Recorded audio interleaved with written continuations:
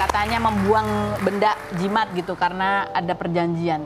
Perjanjian katanya kalau pegang jimat itu nggak bisa punya keturunan. Betul. Tapi itu kan sebelum nikah ya? Sebelum nikah. Terus Mbak Mijan waktu itu percaya nggak? Gini, tak pikir ini kan mustika kecil, bentuknya cuma seperti merica, warnanya merah. Emang ada hubungannya dengan fertilitas? Ambil aja. Tapi memang Mbak Ros, di situ ada perjanjian. Selama kamu pegang benda ini, maka kamu akan kehilangan garis keturunan. Oke. Tapi karena antara percaya nggak percaya, ambil aja sih. Lebih ke antara iseng malah jadinya. Iseng. Ambil aja. Tapi ternyata memang buat berkarir di dunia metafisika, ya saya masuk kategori yang middle up sebetulnya Mbak Ros. Udah masuk ke atas kan, pejabat, artis, semua datang.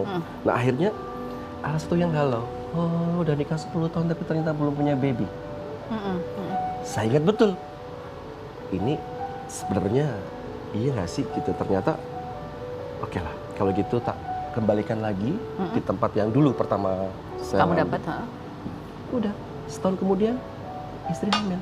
Istri tahu nggak kamu punya perjanjian itu tuh? Nggak tahu. Nggak tahu. Istri taunya suaminya ganteng, manis, imut gitu itu aja. Taunya gitu. Terus pada saat kamu balikin istri tahu? Nggak tahu juga. Terus Ya udah, diam akhirnya aja. sekarang tahu kan? Tahu. Dimarahin? Enggak sih. Enggak sih. Karena udah ada babynya ya? Iya, udah Jadi ada. kamu diam-diam aja tuh nggak ngomong? Betul. Terus pas Jadi balikin kayak- susah nggak? Oh enggak. Kan aku memang dasarnya dari kecil sudah. Saya itu punya keturunan loh. Kemampuan inilah Punya kemampuan sixth sense-nya lebih natural. sensitif. Yes, betul. Jadi balikin aja udah. Balikin aja. Tapi yang kamu rasain nih, selain bahwa akhirnya punya keturunan gitu setahun kemudian, yang dirasain di diri kamu, hati kamu, kan kamu sempat bilang bahwa ya dulu sih waktu middle up gitu kan, klien-kliennya banyak pejabat, duit mah banyak. Banyak. Beda sama sekarang. Iya, tapi kosong. Kosong. Kosong karena nggak ada buah hati kan. Belum ada buah hati waktu itu. Oh, oke. Mbak Ros. Tapi dipikir-pikir, sekarang lebih nyaman, lebih plong, lebih lega gitu. Dan ternyata jimat yang paling luar biasa ya anak kita, buah hati. Tapi di sisi lain, memang semua udah jadi panggilan hati lah. Perjalanan pasti ada akhirnya dan saya memilih untuk oke, ini dia. Jadi udah ninggalin semua tuh. Tinggalin Metafisika semua, ditinggal semua. semuanya. Tutup buku metafisika, tutup atribut kepanormalan, tutup warung, close.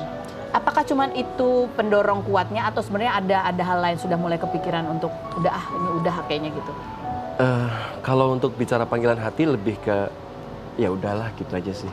Kayaknya memang bukan jalanku di sini. Kenapa? Ada momen apa?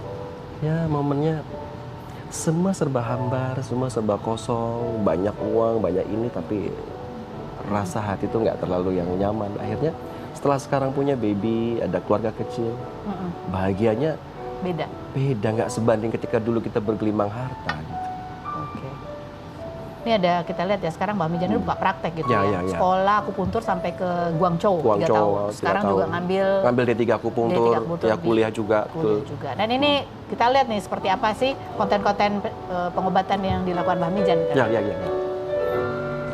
Ini ada atraksinya gitu ya Mbak Mijan ya. Pakai gitu. Jadi biar kayak masih ada Mbak Mijannya. Tapi gini Mbak Ros, itu sebetulnya doain dulu, baru ditiup. Oh, jadi selalu dimulai dengan doa. Dimulai dari doa, diakhiri dengan doa. Dan semua tekniknya ada ilmunya gitu Ada ya. ilmunya. Saya menggabungkan metode kombinasi dari akupunktur, acupressure, dry needling. Dry needling juga. Nah, kemudian ya terapi doa. Gitu. Terapi doa. Jadi 3 tahun itu benar-benar tinggal di Cina 3 tahun. Bolak-balik tapi seringnya ke sana.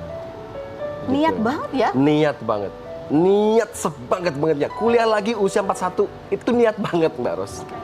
Kenapa? Karena memang panggilan hatinya begitu. Ya, jadi panggilan hati pengen tetap ke masyarakat. Dulu orang datang dengan problematika hidup. Sekarang Problematika kesehatan. Jadi kan sama saja. Diselesaikannya bukan secara metafisika ya. Tapi dengan logika. Ini kan Mbah Mijan katanya begitu lahir dari kecil memang lebih sensitif gitu. Iya. Nurun ke anak nggak? Kayaknya agak-agak ya, tapi udah agak terlalu tak peduliin gitu. Nggak usah ditajemin gitu ya. Iya.